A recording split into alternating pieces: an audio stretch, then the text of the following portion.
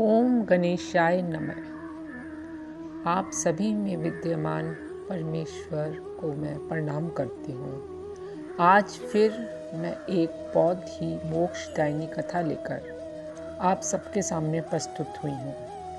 अगर आपने मेरा चैनल सब्सक्राइब नहीं किया है तो आप प्लीज़ सब्सक्राइब कीजिए ताकि मैं इसी तरह की कथाएं लेकर आपका ज्ञान बढ़ाती रहूँ। धन्यवाद। आज जो कथा है वो शिव पुराण से ली है। और शिव पुराण जो है वो शिव पुराण क्यों कहलाता है, आपको पता है। ये शिव पुराण जो है शिव जी ने अपने मुख से श्री सनत कुमार जी को कहा था और श्री सनत कुमार जी ने महर्षि वेद व्यास जी को इस शास्त्र का वर्णन किया था। इस कारण इसको शिव पुराण कहते हैं। इस शास्त्र के श्रवण, पठन एवं मनन करने से कलयुग में जीवों का मन शुद्ध होता है और अंत में शिव पद की प्राप्ति। जो मनुष्य शिव पुराण की कथाएं सुनता है उनके सभी पाप नष्ट हो जाते हैं और वो अंत में शिव पद को प्राप्त होता है। इसकी कथा सुनने से लालची, मिथ्याभाषी, माता पिता को दुख देने वाला, दंभी, हिंसक सभी प्रकार के लोग शुद्ध हो जाते हैं। उनके पाप कटने लगते हैं। अब एक प्राचीन इतिहास सुनिए जिसके सुनने से बड़े पापों का नाश होता है। कि रात नगर में एक दुर्बल और दुराचारी महादरिद्र ब्राह्मण रहता था। वह देव आराधना और धर्म से बहुत विमुख था। वह ना तो संध्या ही करता ना स्नान करता था। उसका नाम देवराज था।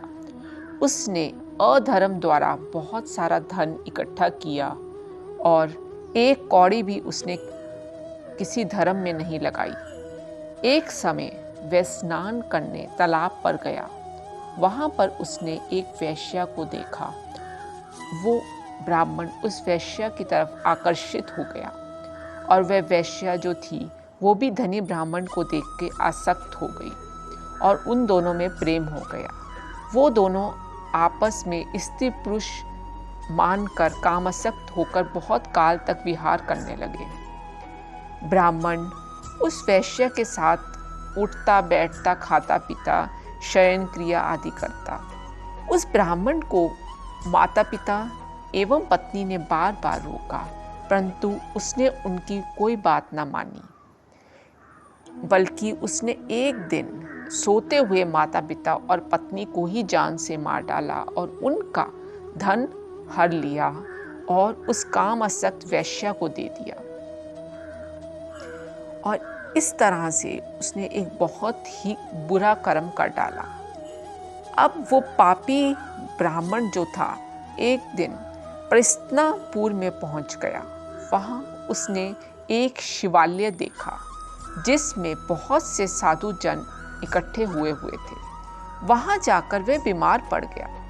उस अवस्था में उसने ब्राह्मण के मुख द्वारा शिव संबंधी कथा श्रवण की और 1 मास के बाद ही उस देवराज था उसकी मृत्यु हो गई और यमदूत उसको पकड़ के यमलोक ले गए। जब उसको यमलोक ले जा रहे थे उस ब्राह्मण को, तो उसी समय भस्म धारण किए हुए, रुद्राक्ष धारण किए हुए, त्रिशूल उठाए हुए शिव जी के गण, जिसको रुद्रगण कहते हैं, क्रोध में भरकर शिवलोक से यमपुरी पहुंचे और यमदूतों को भगाकर देवराज ब्राह्मण को छुड़ा कर ले गए और उसको विमान पर चढ़ा के कैलाश की ओर ले जाने लगे।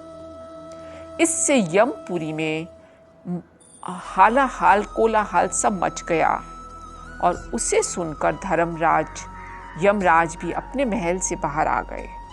वहां आकर उन्होंने शिवजी के दूतों को देखा।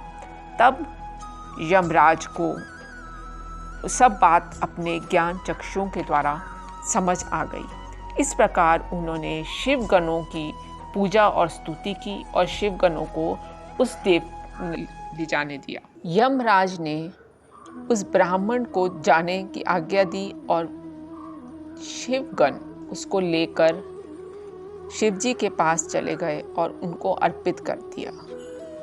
अब आप इस कथा से देखिए कि इस कथा का श्रवण करने से इंसान के कितने ही पूर्व जन्म के पाप कट जाते हैं और आत्मा धीरे धीरे परमात्मा की ओर जाने लगती है।